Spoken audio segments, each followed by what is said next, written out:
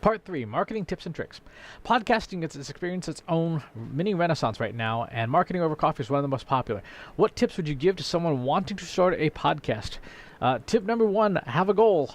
And have a very clear goal in mind of what you want to achieve. Do you want to generate revenue? Do you want to call attention to a business?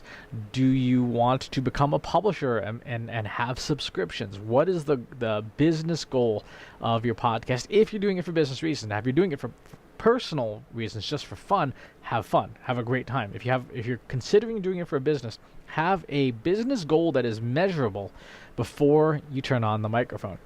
And then, there's a gajillion and a half guides. I've written my own guide on marketing your podcast, but probably the thing to keep in mind is your first 10 episodes are going to suck. It doesn't matter who you are, what you do. Those first episodes are going to be awful. Don't throw them away, but know that it's going to be a rough ride. And some people really get bothered by how their own voice sounds in their head. So understand that you are going to sound very differently than than you think you do, because your voice inside your head does differently. Number 2, what content optimization tools do I recommend? I recommend machine learning tools. I recommend tons of them, specifically tools around text mining, because unstructured data, so I've built a whole company around this, Brain Trust Insights. Unstructured data is one of the biggest opportunities for marketers to extract value out of the content they're already creating. Theirs, competitors, and the audience.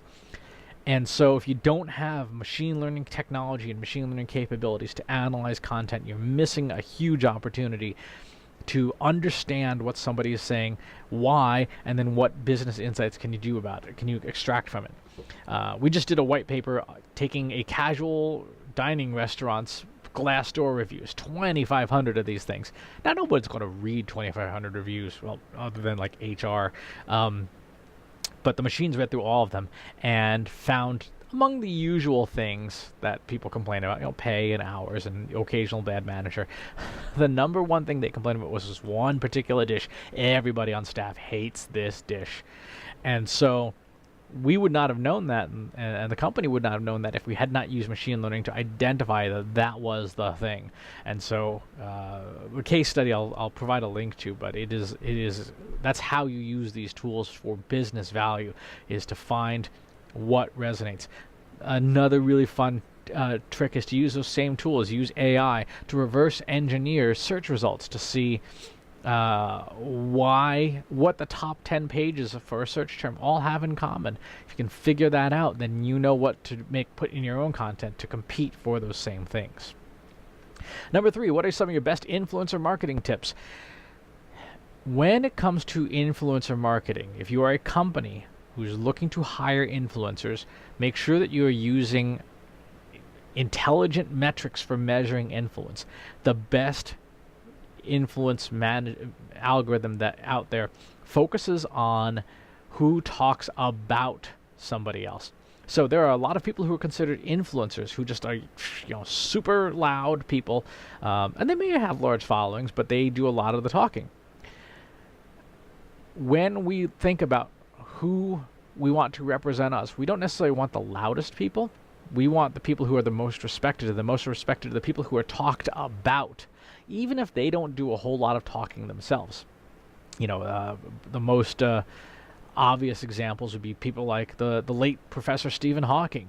He didn't do a ton of talking. Everybody knew who he was. Everybody talked about him.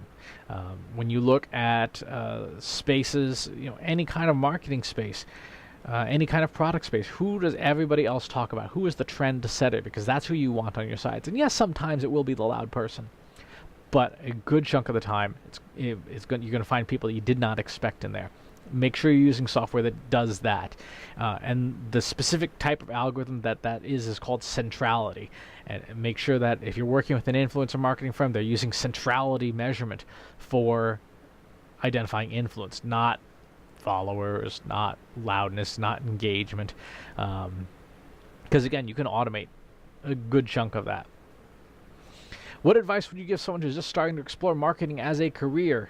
I actually just did a whole 10-minute episode on this, but the short version, focus on the 3 Ps: people, process, platform. When it comes to people, make sure that you are networking with people who are your seniors, who are your mentors, who can help you grow.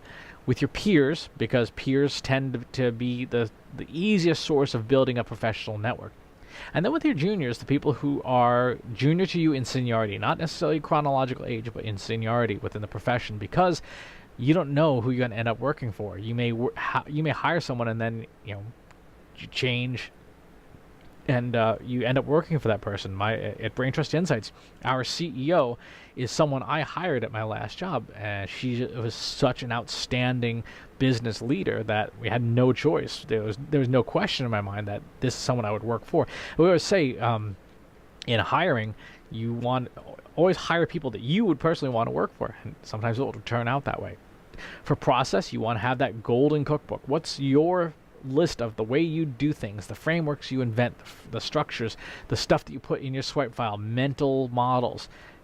You need to build that throughout your career. And as you get older, as you get more mature in your career, you'll find that becomes sort of your secret weapon of knowledge. And then finally, platform. Make sure that you are networking. Make sure that you are investing. You're building yourself, building your content, your own website, your social presence, all these things. But invest in yourself, because you don't know what the next turn around the corner is going to be. Finally, any upcoming projects I'd like to plug. I'm going to plug Brain Trust Insights. I'm going to plug that we are doing really fun work, and we want interesting analytics challenges. We want interesting data to process. So if you are a company, you've got interesting data and you're not getting the most out of it, and you know you're not getting the most out of it, review sites, internal communications, customer service inbox, Google Analytics, marketing automation, any of these things, healthcare data, operational data, manufacturing data. If you've got stuff that's laying around that you're like, I know there's something valuable here. I don't know what it is, but I know there's a there.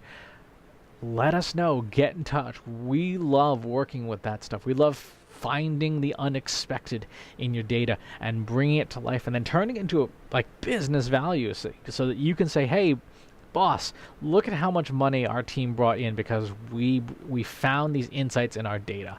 That's the kind of stuff that I really want to see people do with their companies, and I'm happy to help. Finally, if you're on the conference circuit, I'll be at Next 10X in May. I'll be at Content Marketing World in September. I'll be at Marketing Profs B2B Forum in November, so I hope to see you at these upcoming shows. And thanks for watching. Take care.